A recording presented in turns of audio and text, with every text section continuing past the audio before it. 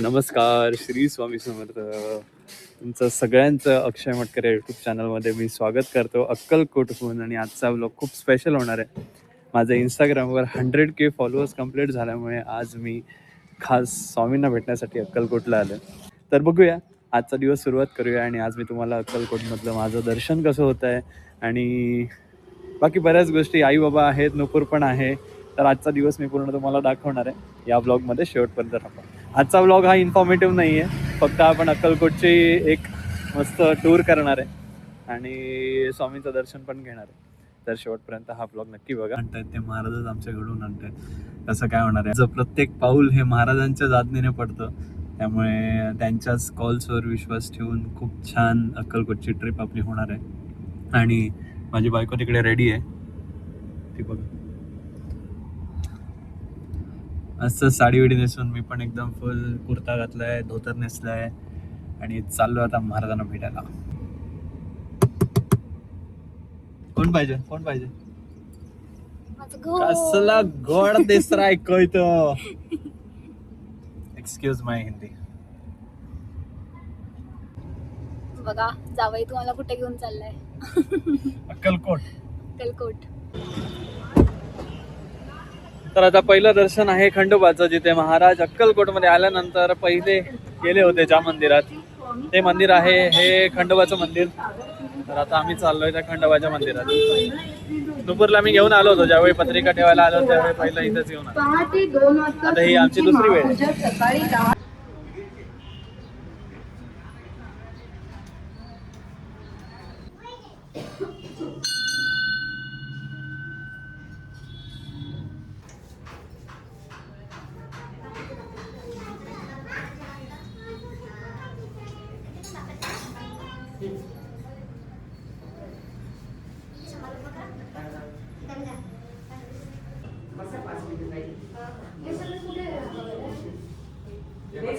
ह्या पादुका आहेत, स्वामी राहिले ओठ्यावर.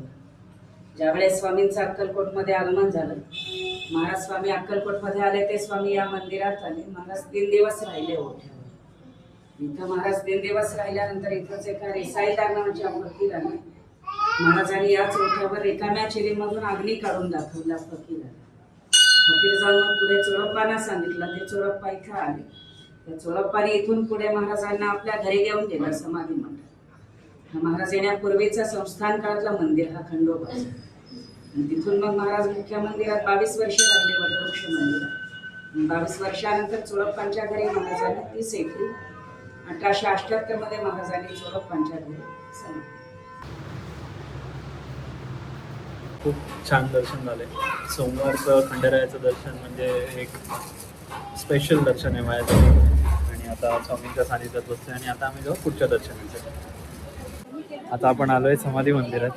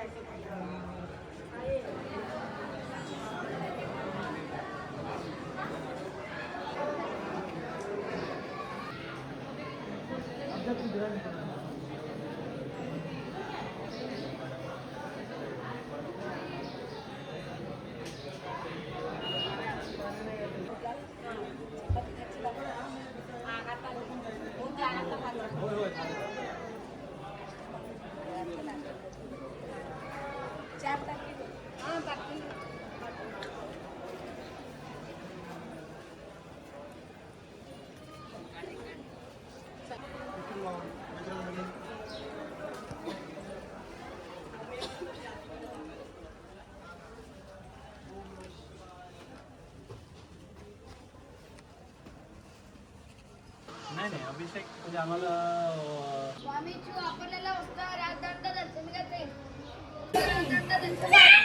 तर हे आहे जिथे स्वामींनी वापरलेल्या वस्तू आहेत, त्यांच्या पादुका आहेत. तर त्याचं आता आपण दर्शन घेतलंय आणि आता आपण कोटवृक्ष मंदिराकडे जाणार आहे. हा चोळप्पा महाराजांचं हे घर आहे त्यांचं, आणि इथे महाराजांनी समाधी घेतली. आता प्रदक्षिणा करून आपण निघणार आहे.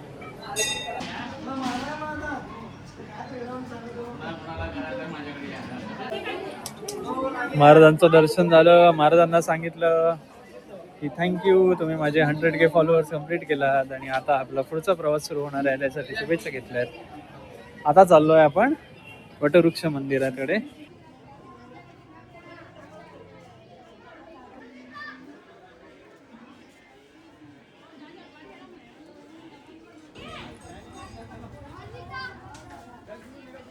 इथं आला ऍक्च्युली काय व्हायला लागलं माहिती का की तुम्हाला दाखवायचंय आम्हाला सगळं हे आम्ही फिरतोय, पण आम्ही त्या झोन मध्ये इतकं जातोय की आम्हाला कॅमेरा चालू करायचा आम्हाला लक्षात येत नाही. तरी पण आम्ही ही ट्राय जागाच अशी आहे, मी इकडे आलो की हरवून म्हणजे जातो. असं वाटतं की हे इथले व्हायब्रेशन ते असे फील करावे, पण तरी पण आम्ही तुम्हाला खूप जास्त दाखवायचा ट्राय करत आहे. गरमी होते, खूप काय काय होते, सकाळपासून काहीच नाही खाल्लं, पण नाही फरक खाल्लेलं पडत नाही आहे. आम्ही, कुछ भी काहीही फरक नाही पड रहा खाल्लेलं है. नाही. आता आम्ही वटवृक्ष मंदिराच्या इकडे दर्शन घ्यायला निघालोय. मागचा साईड आहे तिथून आम्ही चाललो.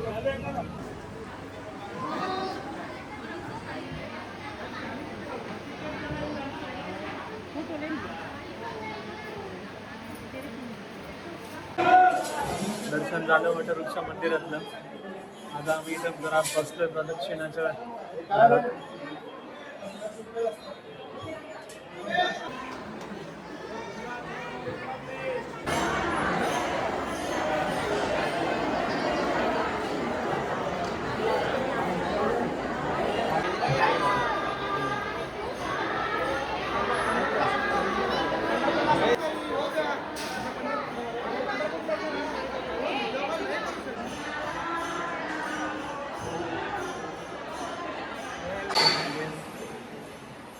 हे सगळे सेवेकरी आम्हाला भेटले अक्कलकोटच्या मंदिरमध्ये.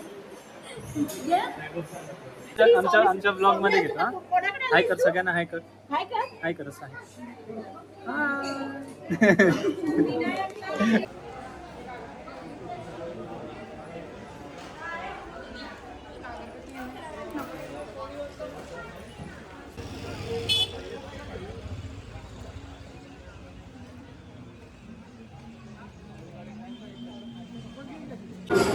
आताच मला समजलं की माझे गुरु गाणगापूरला आलेत आणि अक्कलकोटला मी अन्नछत्राच्या बाहेर उभं होतो. जेवणाला 1-1.5 तास लागणार असता. मी डायरेक्ट माझ्या गुरूंकडे जायला निघालेलो. अन्नछत्राचं मी म्हटलेलं की असू दे, पुढच्या वेळी जेवतो अन्नछत्रामध्ये. तितक्यात एक शुभम नावाचा मुलगा आला आणि त्याने माझी राजनबरोबर भेट घालून दिली आणि ते डायरेक्ट आम्हाला अन्नछत्रामध्ये घेऊन आले. आणि आम्हाला बसवलं पण अशा ठिकाणी बरोबर अशा ठिकाणी बसवलं जिथे समोर स्वामी आहेत. आणि आम्हाला हे अन्नछत्राचं जेवण पण मिळालं आणि मी माझ्या गुरूंना पण जाऊन भेटणार आहे. आणि त्यांनी आमचं एक शाल आणि स्वामींचे एक प्रेम देऊन आमचं एक सन्मान पण केलाय. पण त्याच्यापेक्षाही स्वामींनी ऐकलं की आम्हाला अन्नछत्रामध्ये जेवणाची इच्छा होती.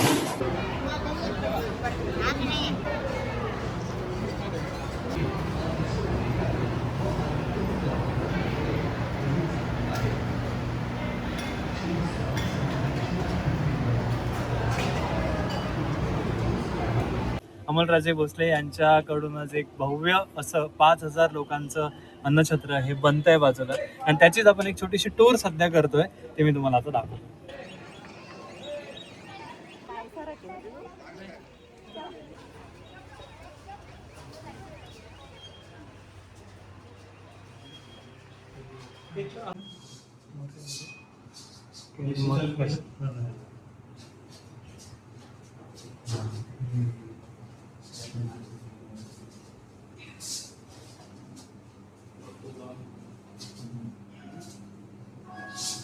हे आहे धातू शिल्प अक्कलकोटमधलं. इथे 20 रुपीज तुम्हाला एंट्री आहे आणि त्यानंतर तुम्ही हे सगळं पाहू शकता. हे अक्कलकोटमध्ये आहे ह्याची कल्पना बऱ्याच लोकांना नाही आहे, त्यामुळेच आम्ही हे तुम्हाला सगळं दाखवतोय. जास्त नाही, एक शुल्लक देणगी देऊन तुम्ही हे पूर्ण पाहू शकता. बाजूलाच आहे यात्री निवास, त्याच्या पलीकडे आहे आपलं अन्नछत्र आणि त्याच्या समोरच बनत आहे ते आपली नवीन अन्नछत्राची इमारत.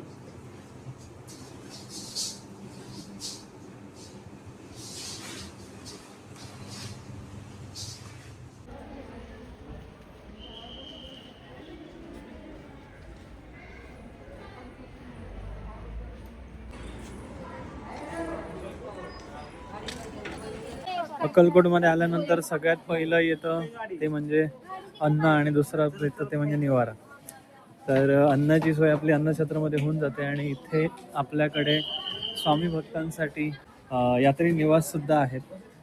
त्यामध्ये आपल्याला नॉर्मल एक नॉन ए सी रूम किंवा ए सी रूम, ए सी डिलक्स रूमसुद्धा मिळतात आणि आपण तुम्हाला जर एक डॉर्मेटरी काइंड ऑफ जर असेल तर ते पण मिळू शकतं. कारण बऱ्याच गोष्टी बरेच क्वेश्चन्स मला विचारले जातात की अक्कलकोटला आल्यानंतर कुठे राहायचं, प्रायव्हेट हॉटेल महाग असतात. तर तुम्ही एका क्षुल्लक किमतीमध्ये अन्नछत्राच्याच आतमध्ये यात्री निवासमध्ये तुम्ही स्टे करू शकता.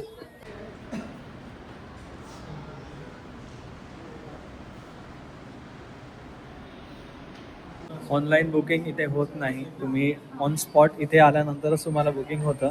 त्यामुळे तुम्ही इथे या. आणि इथे येणारे खूप वृद्ध लोक असतात तर ही गाडी लावलेली असते. तर जे कोण असे असतात की सपोज ओल्ड वगैरे लोक असतात तर ते काकांना फक्त जाऊन सांगायचं की इथून इथं आम्हाला सोडा आतमध्ये. तर ते तसे पण आपल्याला सोडतात. तर अशी खूप छान अशी सोय आहे.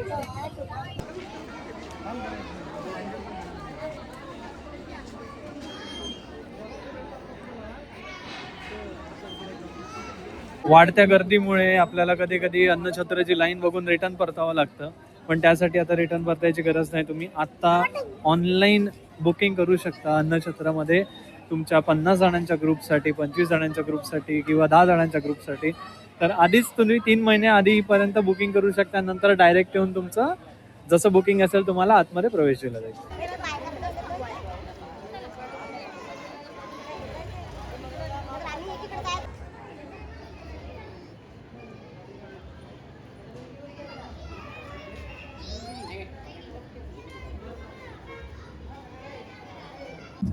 अक्कलकोटचं दर्शन झालं. आम्हाला काही कारणामुळे लगेच गाणगापूरला निघावं लागते. त्यामुळे बाळप्पा महाराजांच्या मठाला मला जायला मिळालं नाही. पण आता आम्ही चाललो आहे गाणगापूरला, अजून एक दत्तक्षेत्र. आणि वाटेत आम्हाला जाताना माझे गुरु भेटणार आहेत. तर त्यांची भेट होईल की नाही होईल, कशी होईल काहीच माहीत नाही. पण वी आर होपिंग की त्यांची भेट आमच्याबरोबर होईल. ते ऑलरेडी गाणगापूरला पोहोचेल आणि ते आमच्यासाठी ॲक्च्युली थांबलेले. पण आम्हाला अक्कलकोटमुळे मध्ये थोडासा लेट झाल्यामुळे त्यांची गाणगापूरला भेट नाही होणार आहे. भेटले तर ते वाटेतच आम्हाला कुठेतरी रोडवर भेटतील. Let see. पण ही जर्नी खूपच अनएक्सपेक्टेड टर्न्स घेते. जेव्हापासून ही दत्त परिक्रमा सुरू झाली आहे तेव्हापासनं सगळंच अनएक्सपेक्टेडली घडतंय. तर आम्हाला असं कळालं की यांचे जे गुरु आहेत महाराज ते गाणगापूरला पुढे गेले. त्यामुळे आम्ही ते तिकडनं येतात, आम्ही इकडनं चाललोय. आणि आम्ही मधल्या वाटेत त्यांना वाटेत आम्ही त्यांना पकडायचा प्लॅन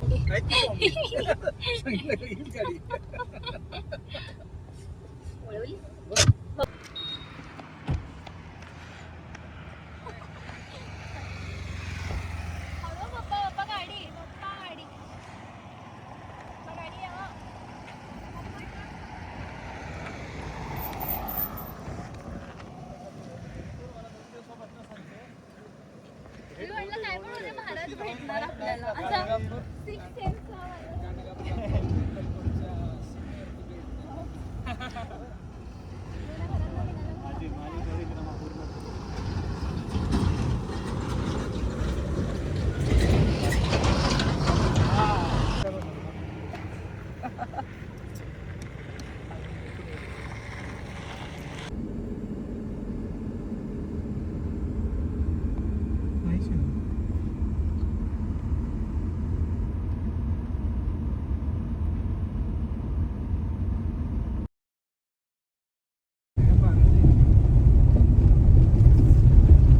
गाणगापूरला फक्त तुम्ही जाताना मॅप शक्यतो फॉलो करू नका. लोकल लोकांनाच विचारा, कारण मॅप खूप फिरवत आहे.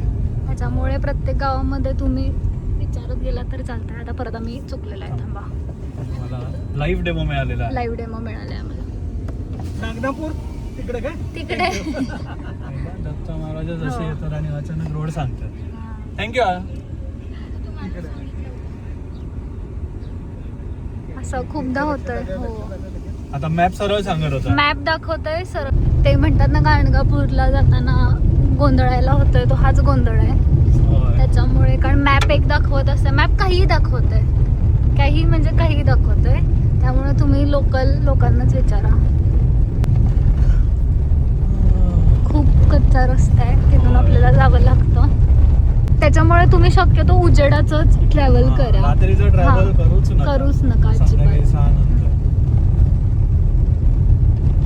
समोरचा ट्रक असला मोटिवेशनल आहे की नाही, ह्याच्यावर काय लिहिलंय बघा. चाहत्यांची संख्या कमी झाली तरी पण चालेल, पण जळणाऱ्यांची संख्या वाढली पाहिजे. आणि असं करतोय. आणि आम्ही भलत्याच रोडने आलोय. आय डोंट नो किधर से कैसे आ गए, पण फायनली गाणगापूरला आपण पोहोचतोय. 7 किलोमीटर राहील. अवधूत चिंतन श्री गुरुदेव दत्त. दिगंबरा दिगंबरा. गाडी पोहोचलेली आहे गाणगापूरमध्ये. दत्तगुरु.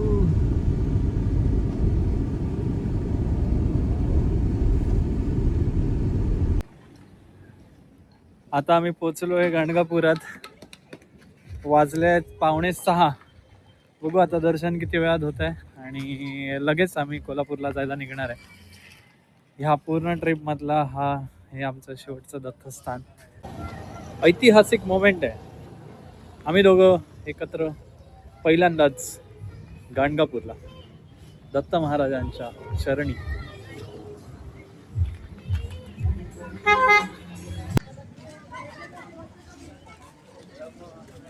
नुपूर चोडणकर मटकर. इथं मला काय श्री घेऊन दत्त. द्या. मला इथे काय घेऊन द्या.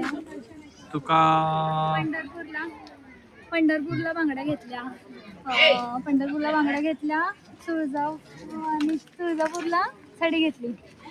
अक्कलकोटला काय घेतलं? अक्कलकोटला पण काहीतरी घेतलं. हा, आता इथे काय घेऊन देणार? आता मी तुला घेऊन देणार ते बघ, ते समोर पिवळा लिंबू दिसतंय ते. तुला कोणाची नजर लागू नये म्हणून. काळी नजरवाले त्याला मुख आले. हे घेऊन देणार तुला मी. हे बघ.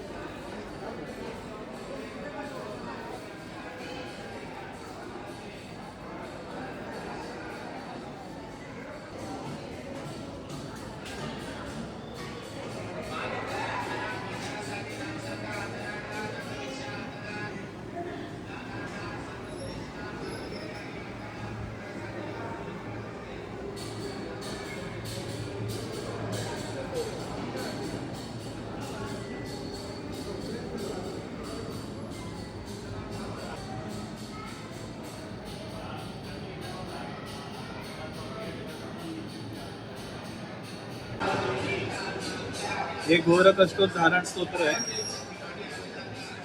आपल्या टेंबे स्वामीने दिले.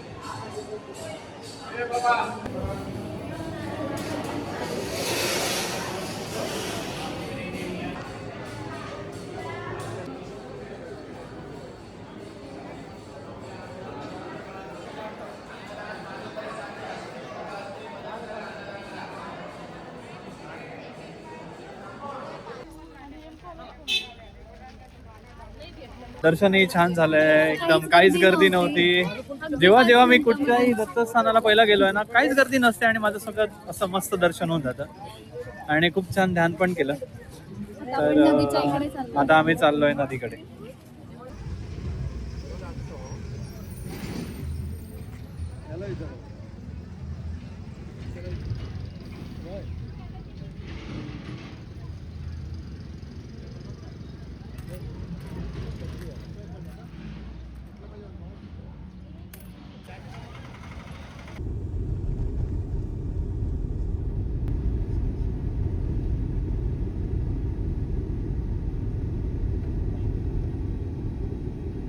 संगमावर आलोय. संगमावर पोचलेलो आहे आम्ही.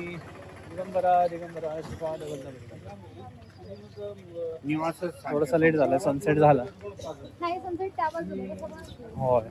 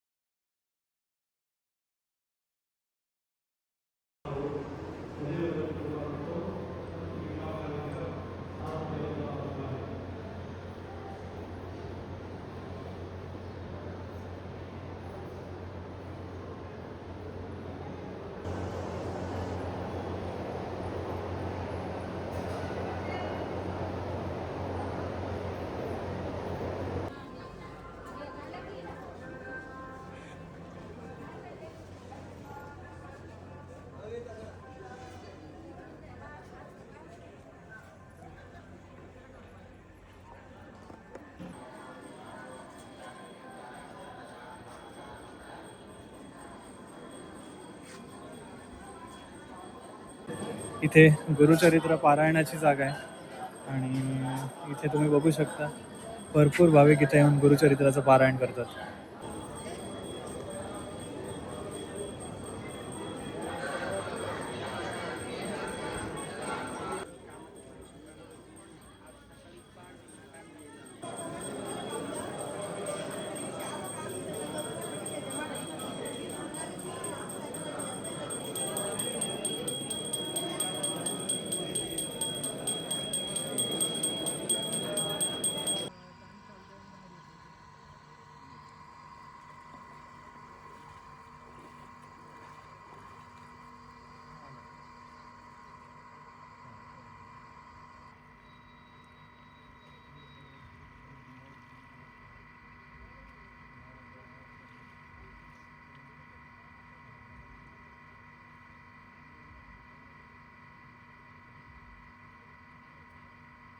महाराजांचं दर्शन झालं, खूप छान वाटलं आणि आता आम्ही परतीच्या वाटेला लागणार. गाणगापूरची एनर्जी खूप खूप भारी आहे. इथे आल्यानंतर महाराजांच्या अस्तित्वाची जाणीव होतेच, पण इथे खूप जास्त हाय व्हायब्रेशन्स आहेत. म्हणूनच ह्या जागेला दत्ताची राजधानी बोललं जातं. जर कोणी अजूनपर्यंत तुम्ही दत्तभक्त आहात आणि गाणगापूरला आला नसाल, तुमचा योग आला नसेल, तर नक्की प्रयत्न करा आणि दत्त महाराजांचं दर्शन घ्या, नरसिंह सरस्वती महाराजांचं दर्शन घ्या आणि शक्य झाल्यास इथे पारायणसुद्धा करा. तुम्हाला हा ब्लॉग कसा वाटला ते मला कमेंट सेक्शनमध्ये नक्कीच सांगा. हा ब्लॉग तुमच्या सर्व दत्त भक्तांमध्ये, स्वामी भक्तांमध्ये शेअर करा आणि जर तुम्ही चॅनलवर नवीन असाल तर चॅनलला सबस्क्राईब पण करा. पुन्हा भेटूया अशाच एका छान व्हिडिओमध्ये. तोपर्यंत श्री स्वामी समर्थ. हर हर महादेव.